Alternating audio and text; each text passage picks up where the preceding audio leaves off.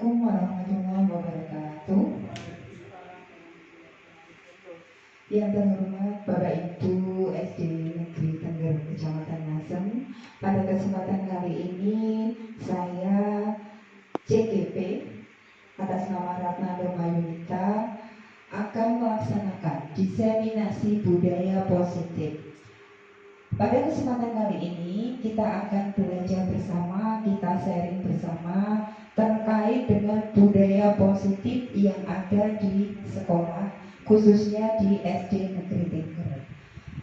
Diseminasi ini merupakan salah satu syarat bagi kami calon guru penggerak untuk menyebarluaskan ataupun mendiseminasikan kepada rekan-rekan sejawat yang ada di SD Negeri Tengger.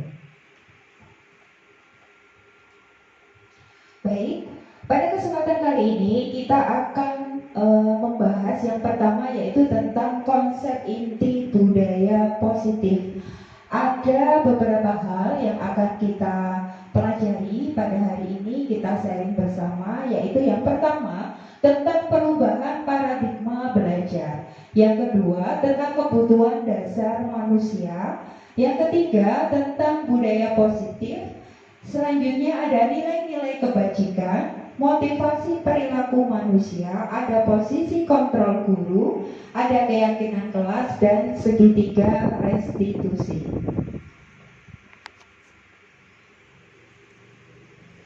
Yang akan kita bahas yang pertama yaitu tentang pembelajaran dengan paradigma baru. Sebenarnya kita dalam pembelajaran, dalam proses pembelajaran sehari-hari, kita sudah ada atau sudah kita melaksanakan adanya student center ataupun teacher center, di mana pembelajaran ini biasanya sudah panjenengan terapkan di kelas masing-masing. Menurut Bapak Ibu, untuk pembelajaran, dalam proses pembelajaran itu yang baik itu student center ataupun teacher center.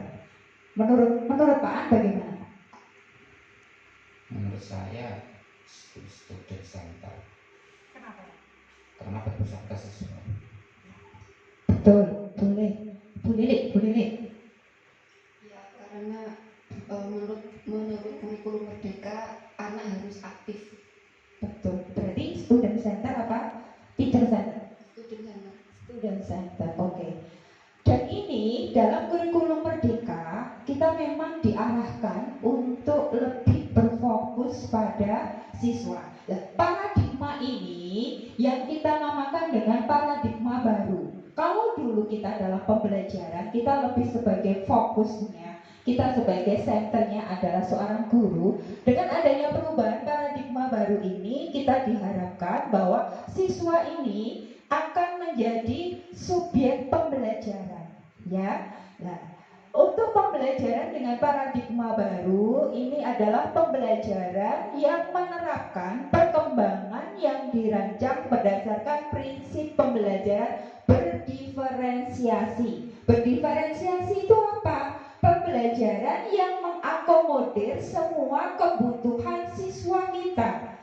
Baik siswa kita yang memiliki beberapa kebutuhan belajar yang berbeda, maka kita wadahi. Itulah yang dikatakan dengan pembelajaran berdiferensiasi. Sehingga para peserta didik belajar sesuai kebutuhannya, ya, berdasarkan tahapan perkembangan sesuai dengan teori psikologis modern untuk mewujudkan profil pelajar Pancasila. Goalnya di sini, ya, goalnya adalah anak-anak itu bisa mewujudkan profil pelajar Pancasila.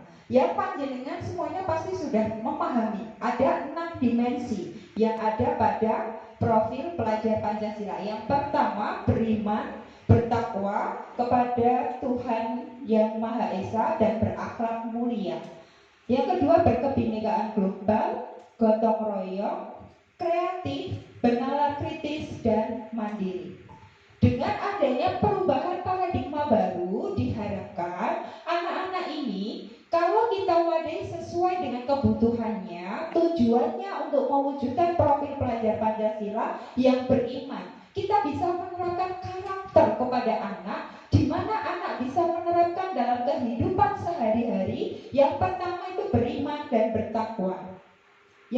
kedua, kebinekaan global ini berhubungan dengan rasa cinta terhadap kebudayaan yang ada, baik kearifan lokal budaya Bojonegoro maupun umumnya di Indonesia. Bergotong royong ini merupakan keempatian, memiliki rasa toleransi yang tinggi. Nah, ini yang akan kita harapkan. Terus kreatif itu di mana anak-anak memiliki daya imajinasi yang luar biasa. Ya, proses-proses dalam pembelajaran kita tumbuhkan kreativitasnya. Selain itu bernalar kritis anak-anak ini peka terhadap perkembangan teknologi dan memiliki solusi bagaimana untuk memecahkan masalah dalam kehidupannya sehari-hari, dan mandiri. Anak-anak itu bisa menyelesaikannya dengan mandiri, walaupun dalam penerapannya kita bisa mengkolaborasikan dengan berdiskusi ataupun dalam pembelajaran itu anak-anak diajak dalam bentuk proyek seperti itu. Nah, sekarang kita lanjutkan tentang miskonsepsi. Miskonsepsi di sini apa, Bapak Ibu? Miskonsepsi di sini yaitu adanya suatu pemahaman atau ada asumsi yang perlu diluruskan. Ya, miskonsepsi tentang teori kontrol ini menurut Dr. William Glasser yang pertama itu adanya ilusi guru mengontrol murid. Padahal yang betul bahwa tidak ada guru yang bisa mengontrol murid. Karena apa, Bapak Ibu? Yang bisa mengontrol adalah diri kita sendiri, ataupun yang bisa mengontrol murid adalah murid itu sendiri. Contoh Bu Ayu. Bu Ayu ini memiliki ilusi guru bisa mengontrol murid dengan contoh muridnya itu melaksanakan suatu kegiatan di mana anak itu melakukan kesalahan. Nah, dengan cara kita memberikan sanksi itu tidak bisa mengontrol murid dalam waktu yang panjang. Tetapi dalam waktu yang singkat memang anak itu takut akan sanksi itu, tetapi dampaknya tidak akan bertahan lama. Makanya yang mengontrol diri yang bisa mengontrol murid adalah diri murid itu sendiri. Ini miskonsepsi yang pertama. Miskonsepsi yang kedua bahwa adalah ilusi semua penguatan positif, efektif dan bermanfaat. Ini juga perlu diluruskan. Karena kenapa, Bapak Ibu? Bahwa penguatan positif ini harus dibiasakan dalam keseharian. Bisa melalui dalam pembiasaan yang kita laksanakan di setiap pagi, melalui berbagai kegiatan. Yang ketiga, ilusi bahwa kritik dan membuat orang merasa bersalah itu mampu menguatkan karakter. Ini yang perlu diluruskan, bahwa karakter seseorang itu tidak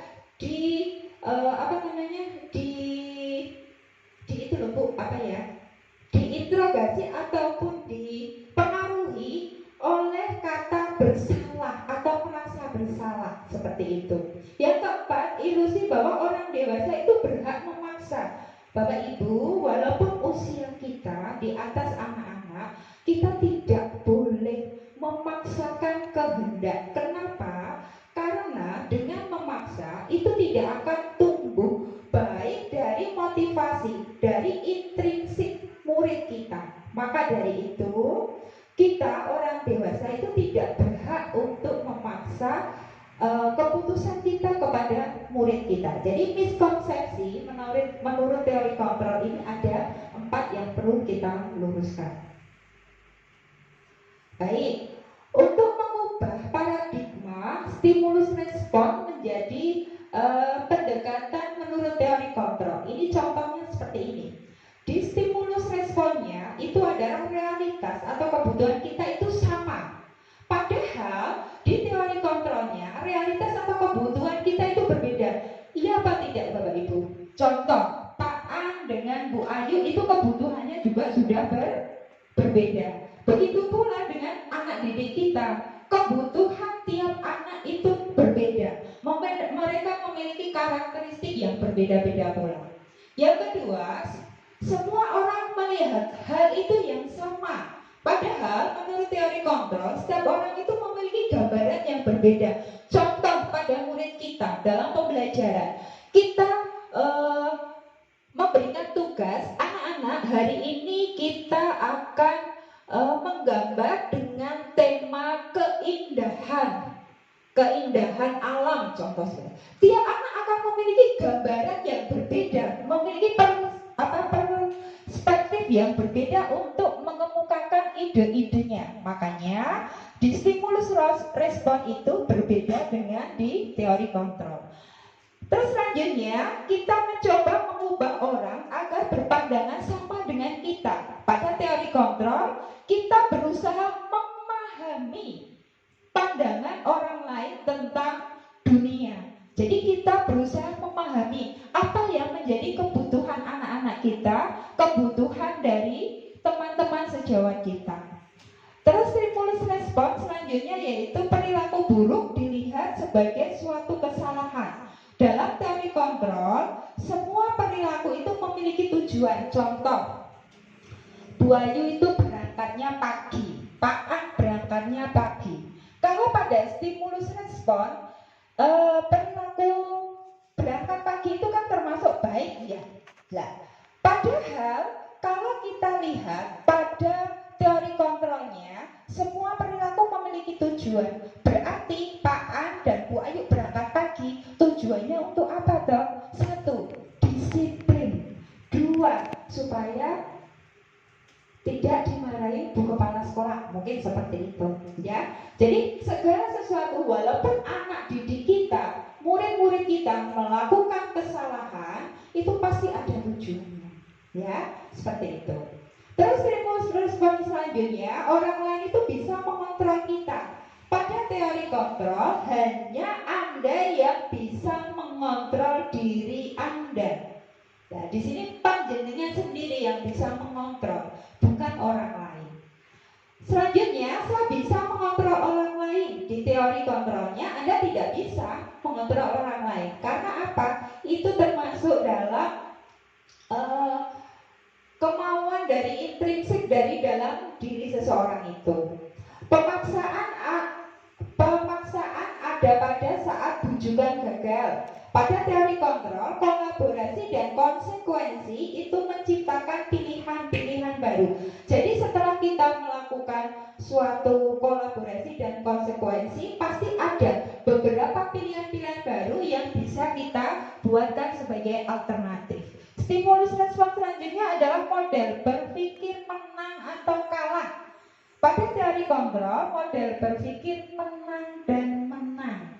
Jadi kalahnya tidak ada. Karena kenapa? Karena sudah ada motivasi dari intrinsik diri kita. Seperti itu. Kita lanjut selanjutnya tentang disiplin positif. Disiplin itu apa ya, Bu Ayu? Menurut Bu Ayu, disiplin itu apa? Saya tidak ngantuk itu. Disiplin adalah bisa menempatkan atau melaksanakan sesuai dengan waktu atau tepat waktu. Ya, coba Bu Novi. Disiplin apa? Disiplin menurut saya bisa menerapkan apa yang sudah menjadi aturan yang ada di sekolah kita. Betul, semuanya betul, tidak ada yang salah. Betul ya, disiplin itu sesuai aturan Bu, boleh ya. Tetapi kalau kita lihat dari kata asalnya itu disiplina, artinya belajar. Ya, belajar apa toh Bu di sini maksudnya? Disiplin di sini yang arti belajar di sini adalah disiplin yang mengacu pada disiplin diri. Berarti pada diri kita sendiri yang memiliki tanggung jawab terhadap apa yang dilakukannya berdasarkan nilai-nilai yang diyakini. Jadi kalau kita katakan, kalau di arti di kamus bahasa Indonesia sesuai aturan, sesuai tatanan, boleh. Kenapa? Karena di sini kita memiliki tanggung jawab dan dilakukan berdasarkan nilai-nilai yang dihayati atau diyakini, seperti itu. Dengan kata lain, disiplin positif di sini merupakan suatu cara, salah satu cara untuk penerapan disiplin yang bertujuan untuk menumbuhkan kesadaran serta memberdayakan peserta didik tanpa adanya imbalan atau penghargaan atau reward, ancaman atau hukuman. Nah, disiplin positif di sini maksudnya anak-anak itu memiliki karakter, motivasi intrinsiknya tumbuh, bahwa disiplin itu dia datang tepat waktu, dia melaksanakan tugas karena itu merupakan tanggung jawabnya, bukan karena penghargaan dari Pak An. Besok yang selesai mengerjakan tugas saya berikan reward, bukan seperti itu. Tetapi muncul dari inisiasi diri, dari dalam diri individu itu atau murid kita, seperti itu. Contoh anak kita itu tidak melaksanakan tugas karena ketakutannya dia mendapatkan hukuman, ya. Maka dari itu dia juga akan merasa takut lah. Ketakutan itu tidak kita katakan sebagai disiplin positif.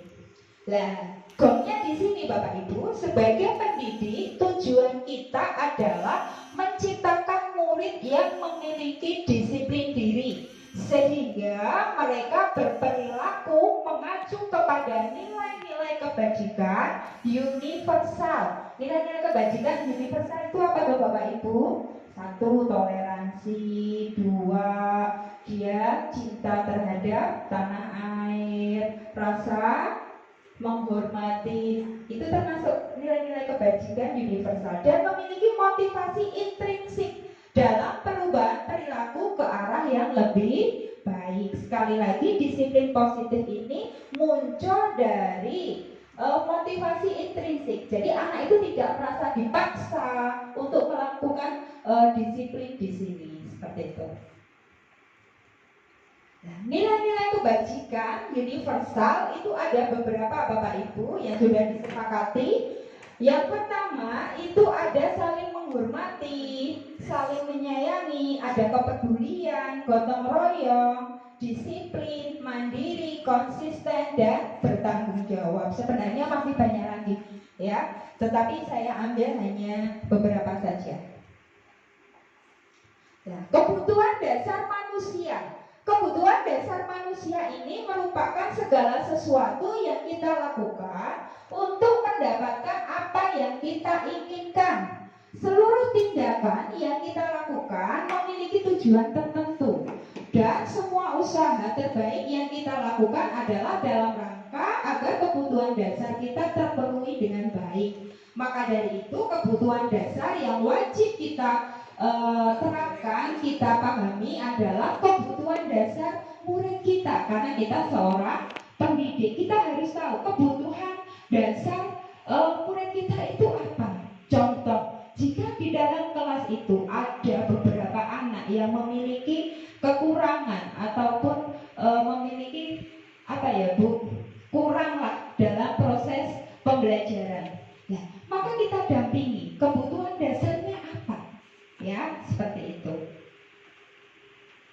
Kebutuhan dasar manusia ini ada 5 Bapak Ibu. Yang pertama itu bertahan hidup.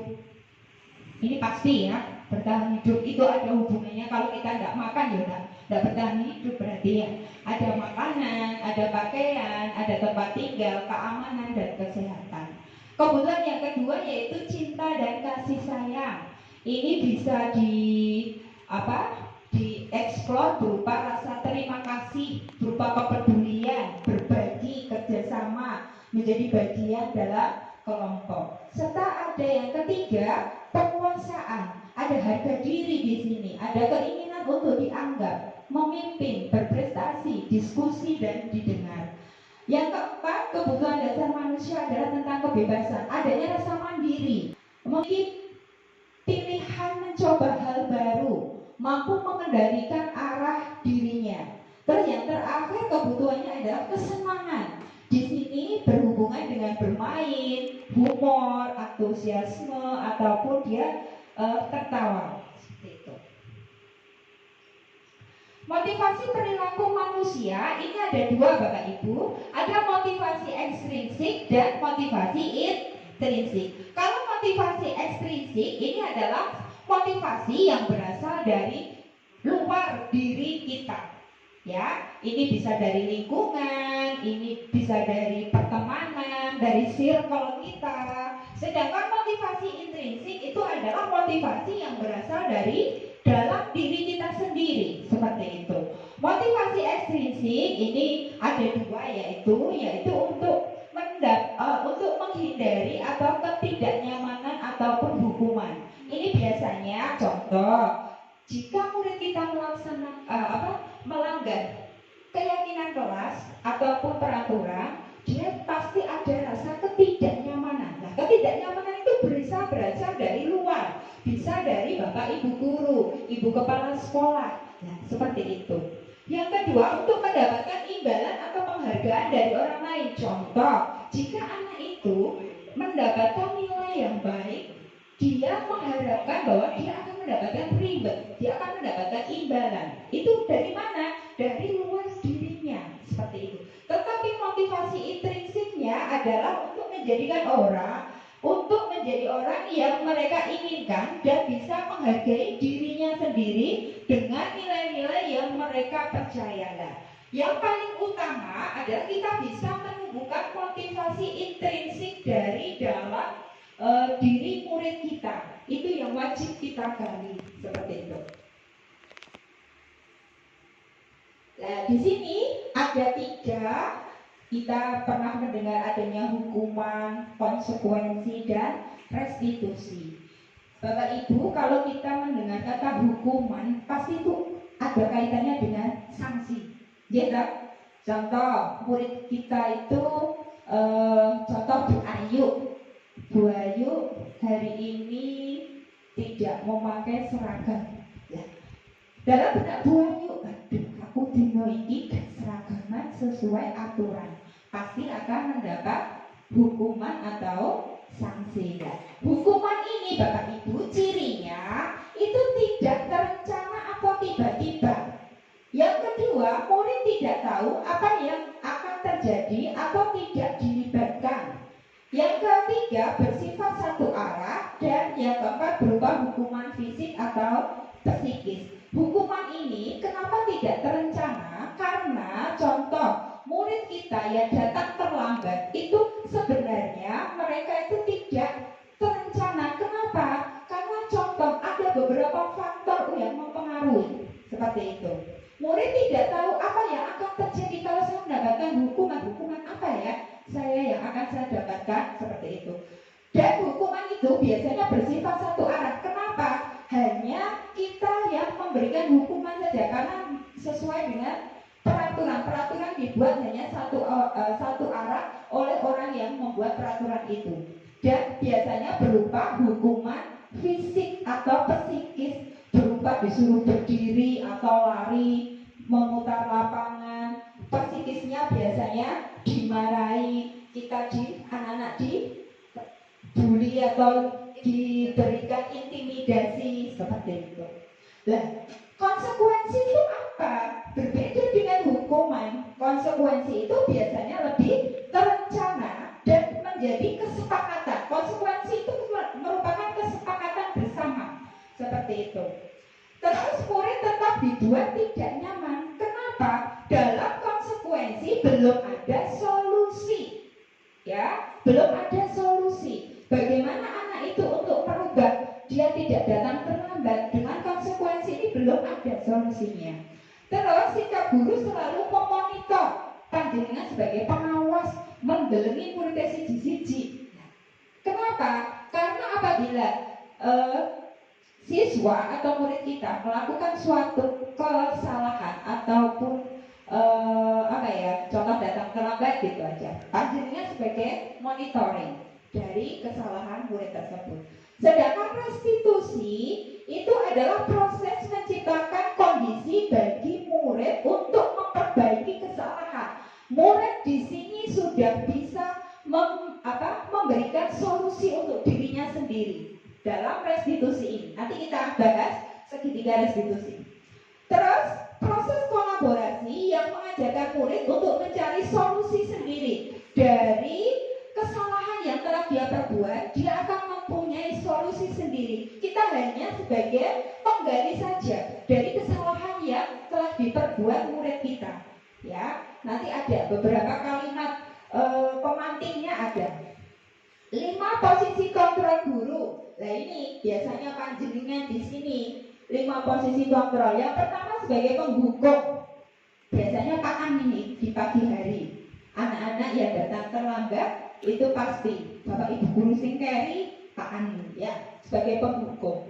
Terus yang kedua, pembuat merasa bersalah. Kalau anak itu contoh melakukan kesalahan, panjenengan pasti akan memberikan sanksi atau hukuman. Nah, di sini posisi kontrol panjenengan adalah membuat merasa bersalah. Yang ketiga sebagai teman. Biasanya ini Pak An dan Bu Ayu, Bu Dian ini paling suka disenangi Bu Novi itu sama anak-anak. Anak curhat ya kepada Bapak Ibu guru. Yang keempat sebagai pemantau. Yang kelima sebagai manajer. Bapak Ibu, kalau bisa tahapan yang paling tinggi panjenengan sebagai seorang guru adalah di manajer. Karena apa? Di dalam panjenengan nanti sebagai posisi kontrol sebagai manajer, panjenengan nanti bisa memberikan solusi. Anak-anak itu diarahkan bagaimana toh anak-anak itu bisa mengetahui apa yang kesalahan yang telah diperbuat, terus bagaimana caranya supaya kesalahan itu tidak terulang lagi. Posisi kita pada manajer, ya, bukan sebagai pemantau, bukan sebagai teman ataupun penghukum seperti itu. Contoh penerapan 5 posisi kontrol guru. Nah, ini kasusnya murid tidak memakai atribut lengkap saat upacara bendera. Nah, posisi panjenengan kalau sebagai penghukum itu yang ini pernah dilakukan juga saya juga pernah melakukan hormat pada bendera selama 30 menit. Nah, ini Bu, ya. Boleh tidak kalau kita sekarang? Tidak boleh, ya. Terus pembuat merasa bersalah. Kalimat kita itu seperti ini. Duh, kespektiroe, kok lali nanai. Nah, atau kalimatnya di sini beberapa kali Bapak Ibu mengingatkanmu, kamu selalu saja mengecewakan Bapak Ibu.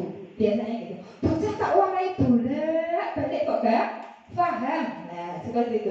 Panjenengan membuat anak itu down perasaannya seperti itu. Sebagai teman, nah sebagai teman ini biasanya anak-anak lebih senang curhat ke panjenengan. Ya sudah, tidak apa-apa, kalimatnya seperti panjenengan seperti itu. Lain kali jangan sampai berbuat seperti ini lagi. Terus sebagai pemantau, kamu sudah melanggar peraturan sekolah, kamu tahu konsekuensinya, tahu Bu, contoh. Setelah itu kamu memberikan atribut dan jangan diulangi lagi. Nah, sebagai manajer di sini, panjenengan menanyakan, ya, apakah kamu tahu kesalahanmu? Jadi anak itu kita rangsang untuk mengakui apa yang telah dilakukannya. Kalau anak sudah mengetahui apa yang dilakukannya, maka anak itu akan memiliki tanggung jawab. Kita tanyakan lagi, bagaimana kira-kira memperbaiki kesalahanmu, Nak? Nah, dia akan menjawab. Dia memiliki solusinya sendiri tanpa panjenengan paksa. Seperti itu. Maka dari itu saya harapkan panjenengan bisa memposisikan diri sebagai manajer. Sedangkan keyakinan kelas, mengapa kok keyakinan kelas? Tidak peraturan kelas. Bagaimana Bapak Ibu? Menurut panjenengan? Ya, kenapa kok tidak peraturan kelas? Ingat, peraturan itu bersifat satu arah. Sedangkan keyakinan kelas itu bersifat 2 arah. Kalau keyakinan kelas itu dibuat karena kesepakatan dalam satu kelas itu baik guru maupun murid dibuat bersama-sama. Sedangkan peraturan kelas biasanya yang membuat hanya gurunya saja. Pembentukan keyakinan kelas ini bersifat abstrak, berupa pernyataan universal dibuat dalam pertanyaan positif positif, sedikit saja agar mudah diingat, sesuai dengan kondisi kelas dan sekolah sehingga mudah diterapkan. Semua warga sekolah atau warga kelas dilibatkan saat pembuatan keyakinan kelas. Nah, ini jadi keyakinan kelas ini merupakan kesepakatan bersama. Jadi apabila murid kita melakukan kesalahan, mereka bisa mencari solusinya. Seperti itu. Selanjutnya, nah ini segitiga restitusi. Ya, kita posisi panjenengan tadi sebagai manajer. Contoh segitiga restitusi di sini adalah suatu proses dialog yang dilakukan oleh guru, orang tua agar dapat menghasilkan murid yang mandiri dan bertanggung jawab. Bu, Bapak, segitiga restitusi di sini ada 3 tahapan. Tahapan yang paling dasar yaitu menstabilkan identitas. Nah, menstabilkan identitas di sini biasanya ada beberapa kalimat pemantik yang kita tanyakan kepada murid kita, yaitu setiap orang pasti pernah melakukan kesalahan. Contoh, Bu Ayu datang terlambat. Ini Bu Ayu jadi murid ya. Bu Ratna itu bertanya, Bu Ayu, kenapa hari ini Bu Ayu datang terlambat? Bu Ayu menjawab. Bagaimana Bu Ayu jawabnya? Seandainya murid. Ya. Namun saya kesiangan, Bu. Ya. Lah, Bu Ratna menjawab, oh iya, tidak apa-apa, setiap orang pasti pernah melakukan kesalahan. Kita tidak boleh menjustis anak, Bapak Ibu. Ya, kita tidak boleh mendongkrak perasaan anak dengan kesalahan yang sudah dilakukan. Tetapi kita masih memberikan, kita menstabilkan dulu identitas. Kita gali dulu kenapa anak itu terlambat. Seperti itu. Terus ada lagi, oh kamu bukan satu-satunya yang pernah melakukan ini. Contoh, oh ya kemarin Andi juga pernah datang terlambat ya Le. Jadi kamu tidak satu-satunya. Terus setelah menstabilkan identitas, yang kedua adalah validasi kebutuhan. Nah, di sini kalimatnya biasanya itu berupa kamu tentu punya alasan. Bu Ayu, contoh, nah, kenapa hari ini kamu datang terlambat? Pasti kamu punya alasan. Tadi malam tidurnya malam, Bu, lihat TV. Jadi bangunnya pagi kesiangan. Maaf ya, Bu. Itu Bapak Ibu. Ya, betul. Alasannya anak kita gali seperti itu.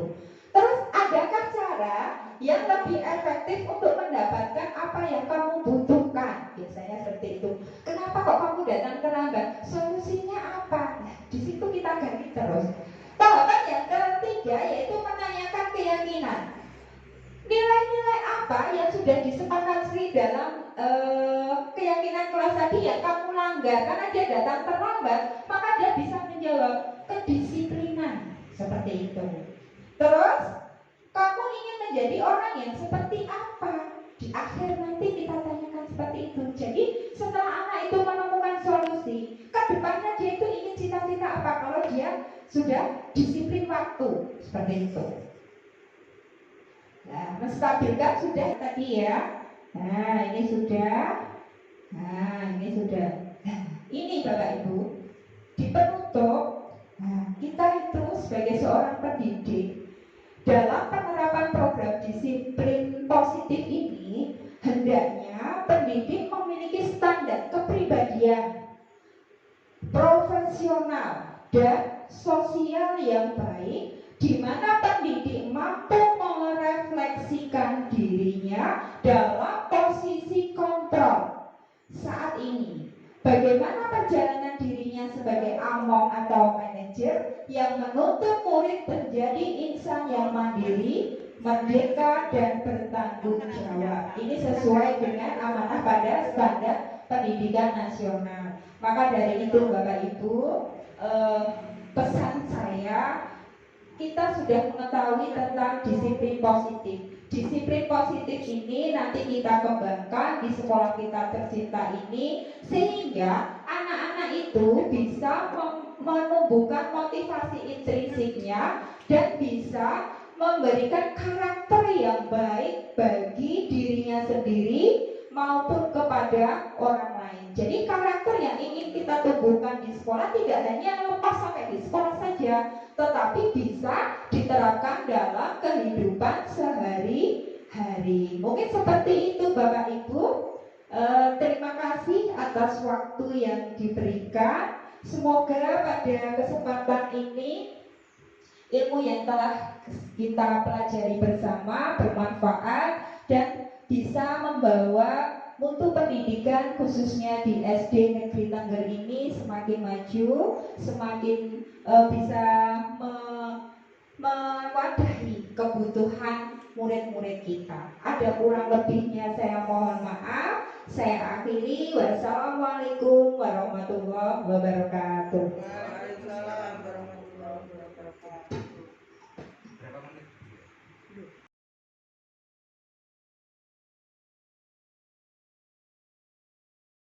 Assalamualaikum warahmatullahi wabarakatuh. Waalaikumsalam warahmatullahi wabarakatuh. Selamat pagi anak-anak hebat. Pagi, yes. Bagaimana kabar kalian hari ini?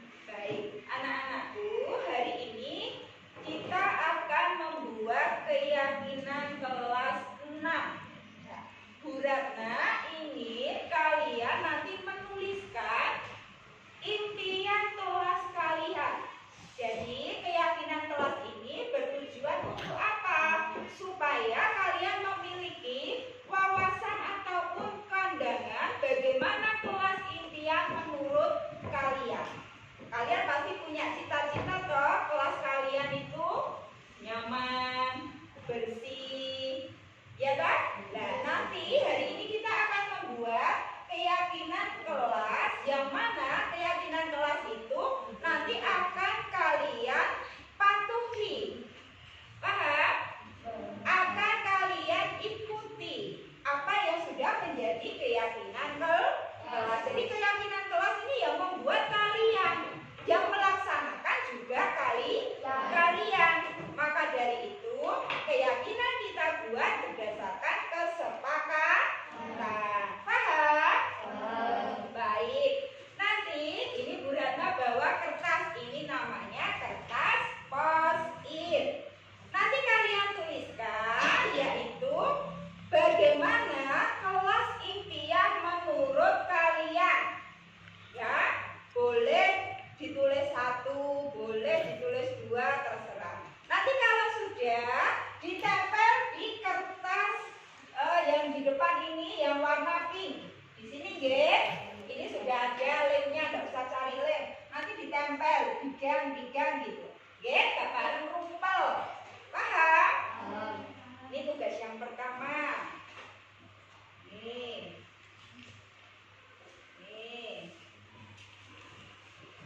Nah, apabila sobek boleh minta lagi.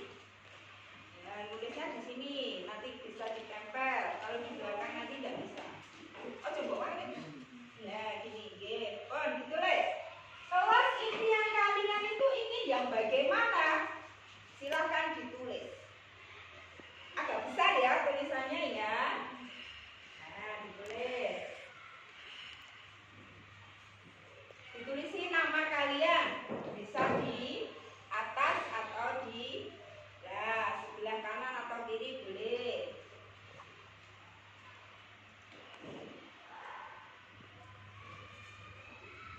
Kelas impianku. Nah, ditulis boleh. Kelas yang bagaimana?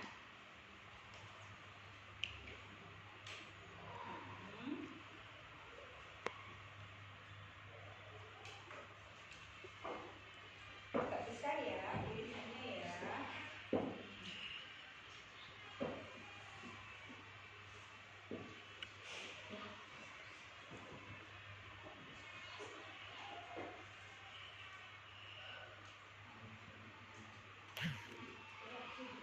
Sudah? Kalau sudah, bisa ditempel di sini di kertas di depan yang warna pink. Boleh? Sudah, Mas? Ayo, tempel sini, nak. Tempel. Ya. Mas Arya, kelasnya ingin bersih. Boleh. Terus siapa lagi yang sudah? Sudah, sayang? Sudah, Dek? Boleh? Sudah? Ayo. Kelas bagaimana yang kalian inginkan? Impian kalian. Sudah? Sudah, sayang? Kalau sudah, ditempel di depan lagi. Dah, ayo, Dek, Mbak Putri. Ditempel. Nah, sini. Tempel di sebelah sini. Mbak Putri ingin kelas impiannya rapi. Betul, boleh. Pintar. Mbak Nia ingin kelas impiannya kelas yang berwarna. Mbak Sinta kelasnya ingin damai. Mas Alif ingin kelasnya bersih, kelasnya indah. Mas Luis ingin kelasnya bersih dan nyaman. Ayo kurang 1. Ya. Ya, ditunggu ya. Tunggu temennya. Berarti ada kelasnya bersih, kelasnya rapi, kelasnya berwarna, kelasnya damai, terus kelasnya indah. Bentar. Terus kelasnya nyaman. Ya. Sudah belum? Taruh sini, nak. Taruh sini. Ya. Yang terakhir ingin Mas Rauli kelasnya indah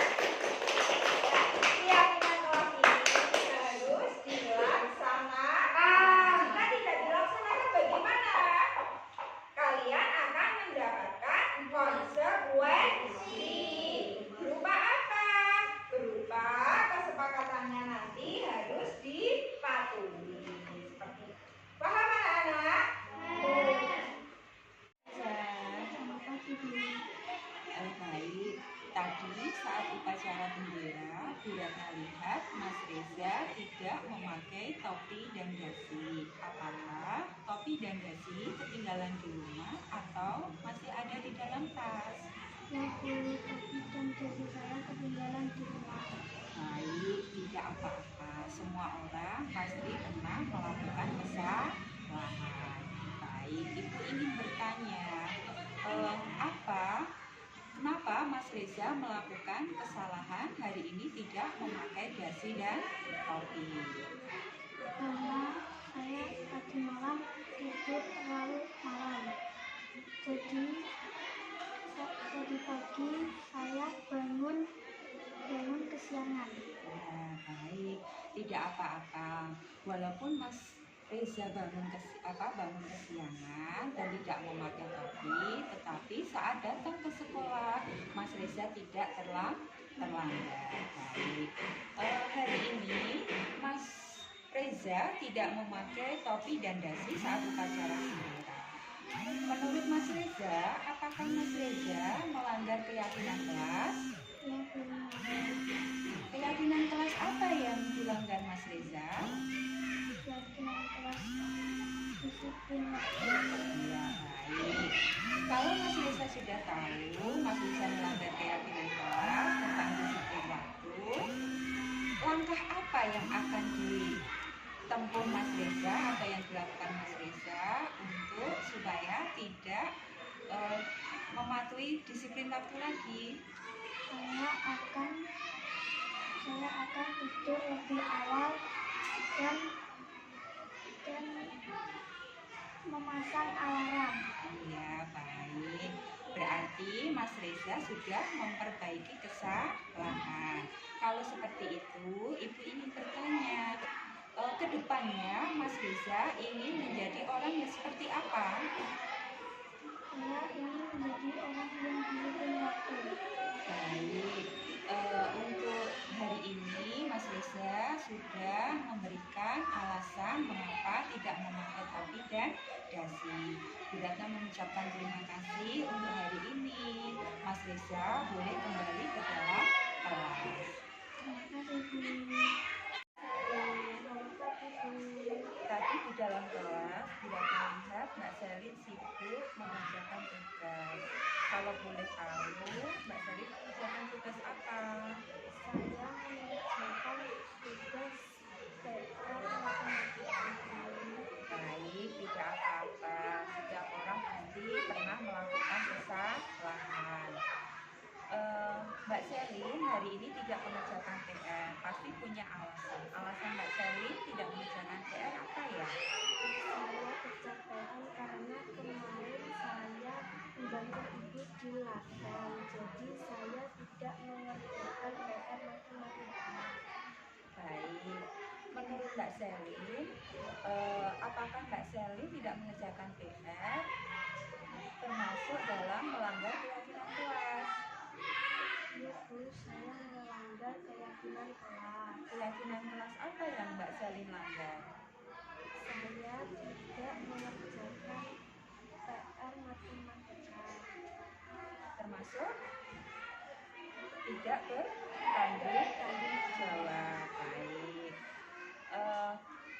Kedepannya kira-kira tindakan apa yang akan dilakukan Mbak Selin supaya tugasnya tepat waktu?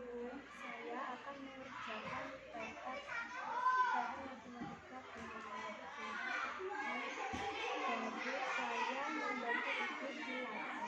Baik, Mbak Selin sudah memperbaiki. Kira-kira kedepannya Mbak Selin ingin menjadi orang yang seperti apa? Orang yang bertanggung jawab. Terima kasih Mbak Selin. Untuk hari ini kita sudah sharing bersama dan Mbak Selin boleh kembali ke dalam kelas. Ya Bu, terima kasih. Assalamualaikum warahmatullahi wabarakatuh. Perkenalkan, nama saya Muhammad Reza Al-Fikri, siswa kelas 6 SD Negeri Tengger, Kecamatan Masuk. Saya merasa senang karena saya tidak dihukum, karena saya tidak memakai topi dan dasi saat upacara bendera. Saya ditanya dan diberikan solusi serta diajak memperbaiki kesalahan saya. Terima kasih Bu Retna. Wassalamualaikum warahmatullahi wabarakatuh. Waalaikumsalam warahmatullahi wabarakatuh. Perkenalkan, nama saya Cahaya Fathia Ramadhani, siswa kelas 5 SD Negeri Pondok Kecamatan Desa. Saya merasa senang karena ketika saya tidak mengerjakan PR, saya tidak dihukum. Saya diajari untuk memperbaiki kesalahan saya. Terima kasih Bu Retna. Wassalamualaikum warahmatullahi wabarakatuh.